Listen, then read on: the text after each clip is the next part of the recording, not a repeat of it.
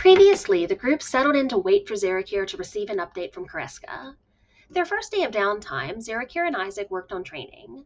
August spent some time with Indra and Sod before heading off with Nova to try to get information about the higher-ups in the city's government. In the aftermath, Nova had a bit of a breakdown. That night, Adria woke up halfway through her rest and realized that she'd forgotten to take the herbs that keep her heat under control.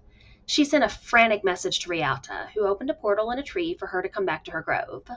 After a brief and somewhat awkward explanation of what was going on, Adria came to an agreement with both Tony and Rialta to help her through the next few days.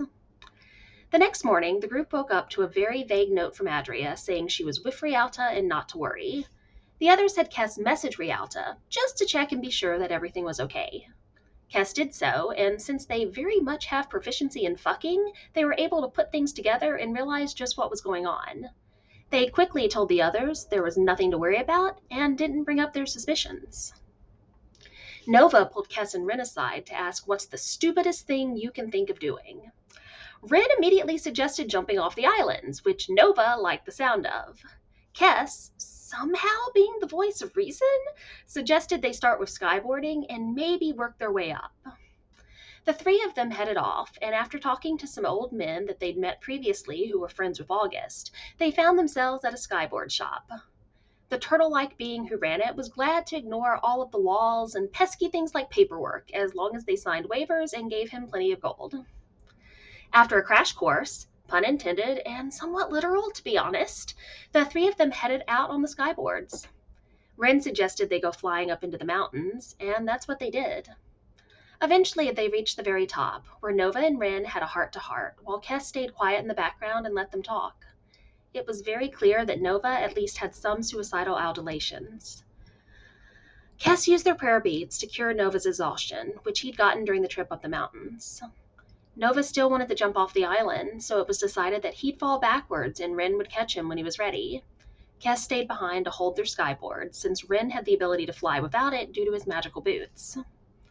Nova let himself fall backwards off the top of the mountains, and for a few seconds, he thought about just never saying when.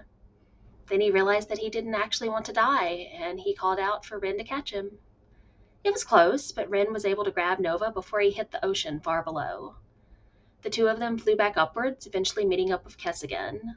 They stayed out late before heading back. Meanwhile, earlier in the day, Zarakir and Venator went outside of the city to train.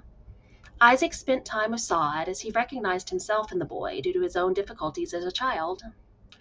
Eventually, when August returned to Indra's home, Isaac gave him a gift that he'd made, a framed copy of the local newspaper that he'd altered to show August, Indra, and Sod on it, with a headline about Sod's life being saved. The next morning, as everyone was waking up, Ren had a vision from his father. He told Ren that the gods were worried about the threat posed by the Illithids, and it was vital that it not lead to war. His father told Ren that he should be the one calling the shots, not Zarakir, which Ren balked at somewhat. A bit later, Zarakir felt a blinding pain in his head. Then he heard Kreska's voice. She had been speaking with the Githzerai leader, and they had agreed to give Zarakir 6 days to stop the Illithid threat quietly. If he failed, it would be open war. As Kreska pulled out of his mind, Zarakir explained what he'd been told, much to everyone's concern. And that is where we left off.